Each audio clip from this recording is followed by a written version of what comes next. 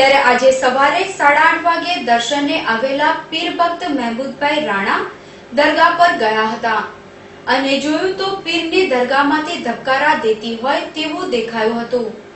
એક નજરે તેમને શંકા ગઈ કે કોઈક જીવ અંદર છે, પરંતુ તપાસ કરતા એવું પણ ન હતું।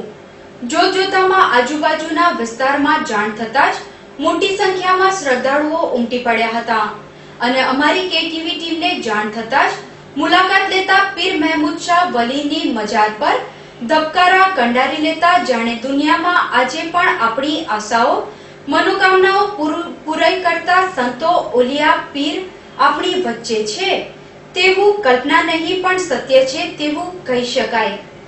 પવિત્ર ભૂમિ વડોદરાએ ખરેખર ગાયકવાડ સરકારની ભેટને આજે પણ યાદ કરીએ। અમારા આ સમાચારો આપ સમક્ષ રજૂ કરતા એવું પણ મહેસૂસ કરી રહ્યા છે કે આપને આ જોતા એકવાર જરૂરથી આ દરગાહની મુલાકાત લેવાની ઈચ્છા થશે।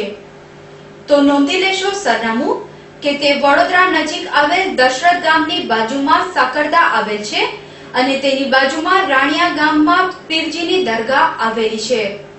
મુલાકાત લેતા પીર મહેમૂદ શાહ વલીની સેવા ચાકરી કરતા મૌલાના તેમજ સ્થાનિક ભક્ત તેમજ કાર્યકરે આજના પ્રસંગે વધુ માહિતી આપી હતી। મારું નામ મોહમ્મદભાઈ ઉદયસિંહ રાણા છે।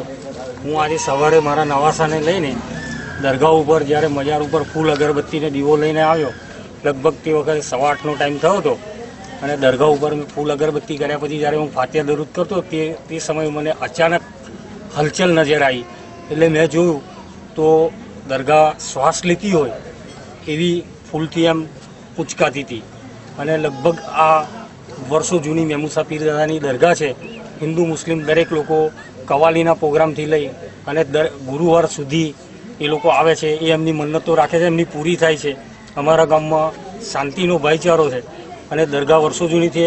અમને પોતાને યાદ નથી કે કેટલા વર્ષ જૂની દરગાહ છે, પણ આજે અચાનક આ ચમત્કાર જોયો એટલે દરેકને મેં જાણ કરી એટલે ગામની હિન્દુ મુસ્લિમ દરેક પબ્લિક દરગાહ ઉપર જ્યારે જોવા આવી ત્યારે એમને પ્રત્યક્ષ એમની નજર સામે ચમત્કાર જ્યારે આ જોયો ત્યારે પબ્લિકે ને એક વિશ્વાસ અને જાણે મેળો આખો ભરાયો।